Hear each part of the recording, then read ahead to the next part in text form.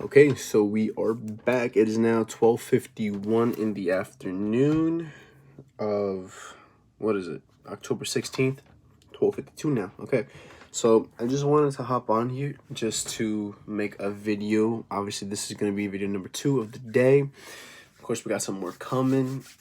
The goal, of course, is still 100 minutes a day. And again, I haven't made the Opus clips yet, and I need to do them. Okay, so this is my accountability. So last night I was reading Proverbs 16 from the Bible, and there's some key verses that really stuck out to me, and I want to share it on here with you guys. Hopefully to give you guys some encouragement, or just to honestly just speak to myself, just give myself encouragement as well. And without further ado, let's hop straight into it. God, I just pray right now that you would please guide my words, and that you would please help me to speak to people who need to be spoken to. Father, I pray that you please guide me and lead me through your word, and please speak to me through your word, and please guide me with your spirit, Lord. In your name, Jesus, amen. All right, let's go for it.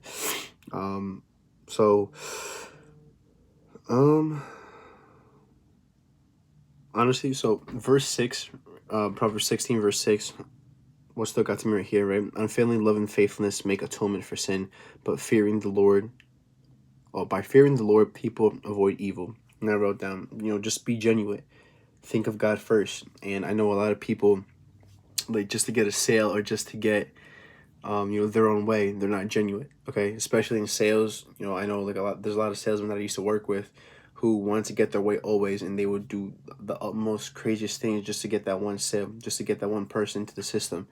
And honestly, that's something I don't like at all, and I don't like being pressured to do that, nor do I like grimy sales. I would rather climb a mountain just to get one sale versus just, settling for less, just settling for somebody who doesn't really want to be signed up at all, or who doesn't want our service at all, right?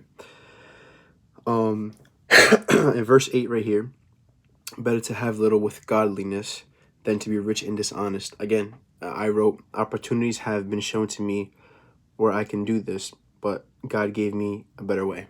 And he definitely did. I know with past couple sales jobs that I had, again, there's some people who were doing grimy things, and I didn't like it. I particularly did not like those sales jobs at all, right? And thank God I got fired. I remember my first sales job, I didn't want to get fired, but, it's like God showed me a way out. I was fired for a reason, and I believe through that as well, 100%. God definitely showed me, a lot of things when I was there. It's one, how to treat your customers. Number two, to really care for the people that are there, and to not look at them as a number. Okay, I know myself included, first hopping into sales, the first thing we focus on is the money. The money's always going to be there. The money's always going to come. But these are real human beings, real people with real problems. And we are a company who has the proper solution for them, and they don't know it. Okay, some people don't even realize they have a problem. Okay, and again, we are the solution. When it came to selling door to door, when I was doing that, I was selling solar panels. The problem is a lot of people are paying really high energy bills, right? They're paying 400 or 500 energy bills for the month, summertime, June, July, and August. They're paying really high bills. And when it comes to that, we had the solution. They didn't know they had a problem. Some of them were very aware of it. Like, oh, we're paying, like $300 or $400 on average, not realizing, hey, that's a lot of freaking money. That's a lot of money to be paying for solar. For energy. And of course, we would try to convince them, hey, listen, we can definitely see what we can do to get your bill a little bit lower, or to get it to zero. Of course, the goal is always to get it to zero, but unfortunately, not everybody can qualify for that, right? And we would have the solution there, and we would tell them, hey, listen, what I'll do is I'll have one of my guys swing by later on today. He'll actually help you guys out a bit more by explaining to you guys on what we can do. I'm stuttering a lot right now, wow. But when it came to the solar sales, people had that huge problem, and they didn't realize it. Again, we were there helping them, and a lot of people didn't realize that paying that excessive amount, was costing them, that extra $200, $300, $400 a month They can literally be adding it to the grocery list, or they can be investing in it. And I know I made a video a long time ago. I think it was one of my first videos. It was talking about, even though you may not believe in solar, the numbers don't lie. I was trying to look for it, but whatever. So I know I made a video on this a long time ago talking about the solar, right? And I made a video on it, just putting that money into the S&P 500 for, I think it was the next 10 years. And I think it was from 200 a month to maybe about, for the next 10 years, like a 10% return rate. Not too sure what that was. Maybe it was like 100 grand, maybe. I could be way off, but let's be conservative and say it's like $30,000. Still, within that time frame, within a 10-year time frame, that 30K can be thrown toward your kid's tuition. You know, that could literally be a full ride scholarship. Who knows? You know, maybe it can cover a semester or two with that. Who knows what it could do? You know, but that can definitely help out somebody in the future, right? So, yeah, I mean, honestly, I just think that, you know, you don't have to be dishonest to be rich. You can always be honest. And that's one of my things that I say all the time, that honesty is the best policy. I would rather have you stab me in the front versus the back, right? Now, I took that from Robert Kiyosaki's Rich Dad. And that's honestly what I love, and that's what I respect right there. Right? I would rather have you stab me in the front versus the back. So that way I know exactly what you're doing. Okay? And I would love honesty for my sales team. Like, I don't want them to be grimy at all. Like, I would, like, and for me, if I do like cold calling, I definitely want to have all those sales recorded, no matter what. Like, no matter what, like, it's not gonna be an excuse. No ifs, ands, or buts. I want to record it because I want to listen to these myself, and whoever's doing, you know, misconduct, and whoever's not following or abiding by the rules, then I'm gonna have a chat with them, or I'm gonna give them the boot if it's been more than 3 or 4 times that I've given you a chance just to correct yourself. You know, I'm a big believer in giving people second chances, 3rd chances, 4th chances maybe, but everyone deserves a chance. But when it comes to that, you know, unfortunately, I'm gonna have to, you know, sit down with these people and talk to them on having integrity, and that's something I definitely really want, and it's something definitely really that I believe God has shown me throughout the years, well, months, almost a year that I was in sales. And it's honestly having integrity. People love integrity. I would rather have somebody tell me up front, hey, listen, I truly don't know about this. Let me call so-and-so just to confirm for you, my manager, another rep, or whatever the case may be. I would rather have you do that and lose the sale rather than you lying to the customer and getting that sale. Because, again, there's a lot of grimy salesmen out here who would do anything just for the money, anything just so that way they can get the sale. And I think that's wrong. And I particularly don't like doing that myself, and I know multiple times I was put in that situation, and I don't like it at all. You know, it was like kind of forced upon me one time, and I really didn't like it at all. I don't like grimy sales at all. I would rather have 0 sales for the week. I almost said month. Whoa, I would rather have 0 sales for the week than to be at 10 grimy sales. Like, yeah, sure, I made a couple $1,000, cool. But at what cost? You know, it's costing me my integrity. That wouldn't make me look right as a Christian. That wouldn't make me look right at all in general. You know, like, it would not be a good fit for me at all. And how would that make me honor Christ, right?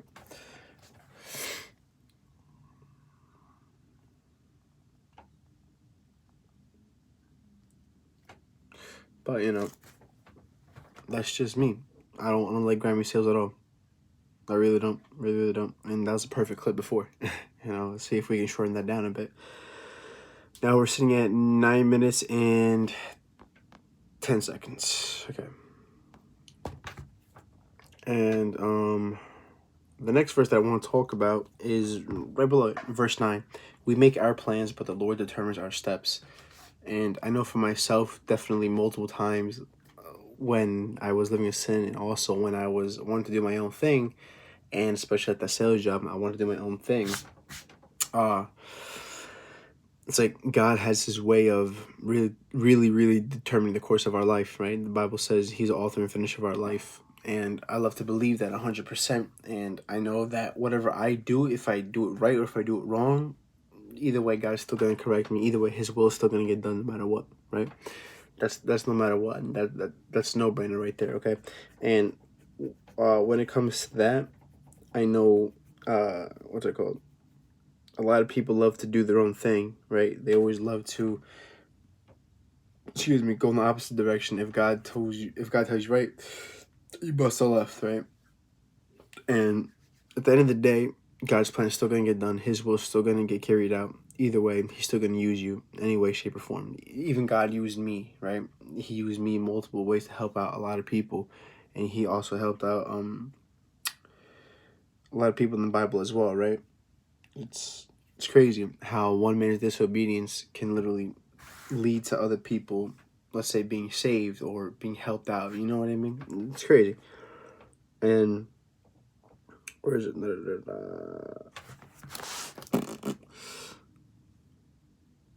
Especially right here, right in verse 20. I love this verse a lot.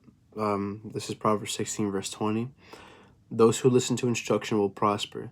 Those who trust in the Lord will be joyful. So that first part, those who listen to instruction will prosper, to me, I wrote down, that's listening to feedback. And I know multiple times I've read Robert Kiyosaki's Rich Dad series, and all the time he talks about, or at least in that one section, he's talking about feedback. Everything you do is feedback. And something Alex Ramosi said that I really love is that you're not failing. It's called feedback, and that feedback speaks to you. Like, let's say an example, today you made no sales, but you only made 20 phone calls instead of 100, right? What does that tell you? That tells you, hey, listen, I need to do more volume. In order for me to get a sale, I need to do more volume. That's feedback, right? And instead of dilly-dallying, let's just say, I know, like, I heard through the grapevine that a lot of sales reps, especially when it comes to cold calling, they love to do so many different things, distractions. They're distracted with getting something to eat, something to drink, or they're distracted by their phone, or just any case in general, doing everything in the book but making sales calls. And it's crazy, myself included. I did that. I did everything in the mother just to avoid making that cold call to the one person, just because I was afraid of them telling me no, right? But that's also feedback telling me that I need to stay focused and locked in on my task that's right in front of me, versus caring and worrying about everything else that's around me. Who cares, right? At the end of the day, anything that's not making me money, or sorry, anything that's not making me productive or making me money or just leading me closer to Christ, I'm not going to listen to it at all. If it's not bringing me any value, you shouldn't be listening to it. I shouldn't be listening to it at all, right? And that goes for everybody. And especially when it comes to if it's not providing me value, I'm not going to listen to it at all. If it's not building my faith, not building my career, not building this business, not building anything at all, why listen to it? From that point on, everything is just a distraction, and distractions aren't good at all, right? Especially, right, that second part right here, those who trust in the Lord will be joyful. And I love that part, right? It's like, honestly, trust in the Lord. It's like the Bible also says that the Lord adds to him riches with no sorrow. And I love that, because when you know something's from God, you're going to have peace about it. You're not going to feel that turmoil like, oh, should I be doing this? Should I not be doing this? Is this from God? Is it not from God? Like, especially in sales, God's not going to be, oh, yeah, go ahead and lie to this person and, like, I'm going to make you feel good. No, like, that's not good at all, right? And I don't think the Lord wants you to do grimy sales either. I know for sure He doesn't want me to do grimy sales. I hate it, and I believe He put that in my spirit for a reason. Maybe this can speak to somebody. Who knows? I don't know, right? Only God knows. But especially, like I said, in sales, a lot of people are grimy, and it sucks, right? But I also want to hop back into this. I know I was on a tangent a little bit. Where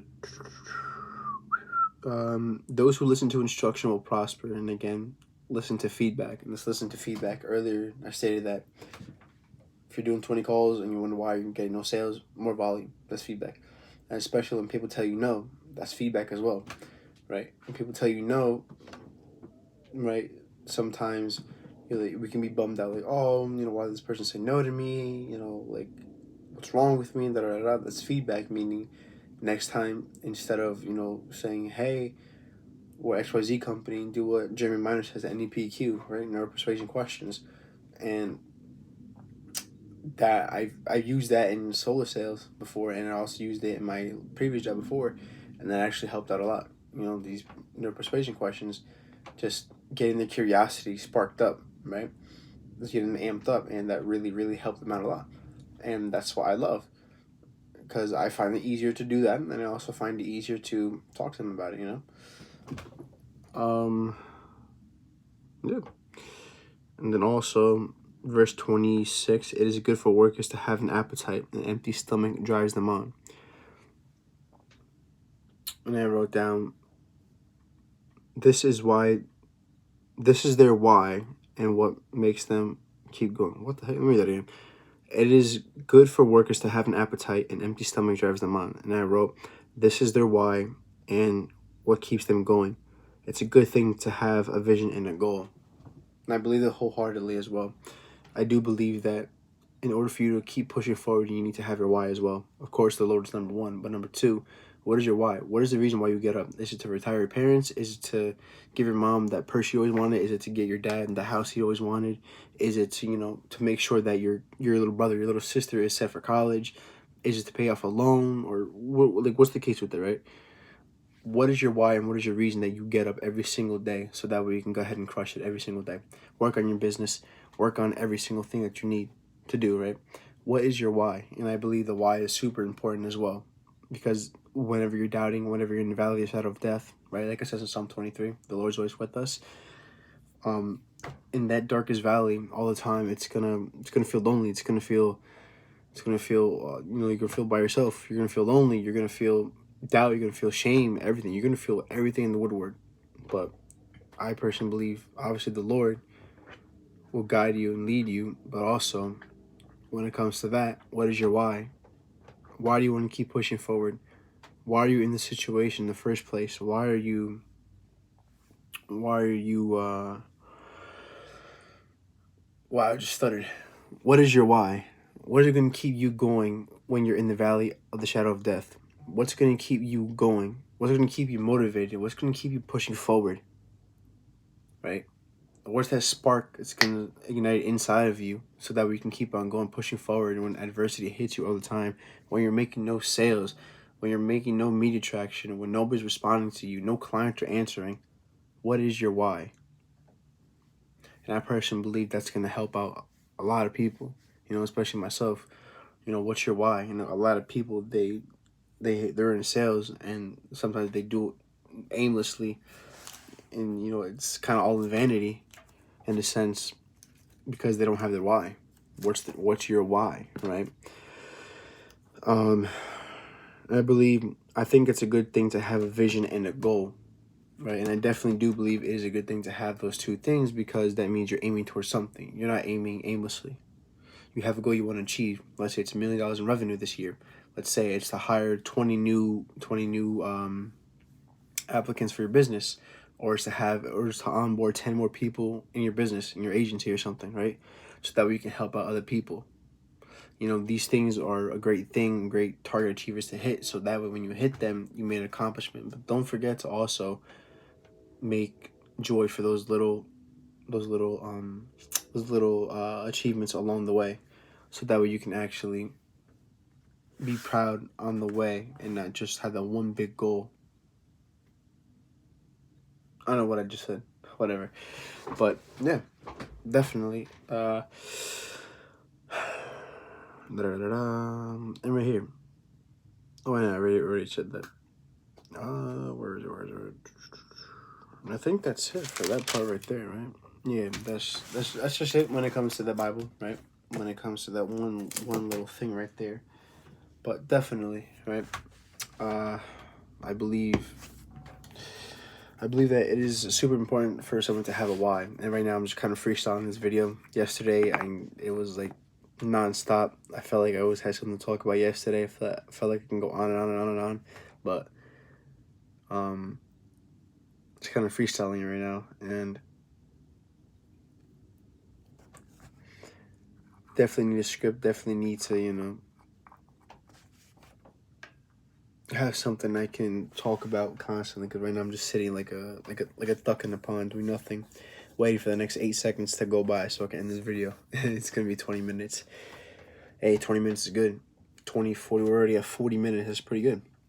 If we can do like another, what is it? Can't math right now. Another 3 more sessions of 20, then I think that definitely would be beneficial for me and definitely would be beneficial for the channel. But it's been 20 minutes and 17 seconds. I'll let you guys go. Peace. On to the next video.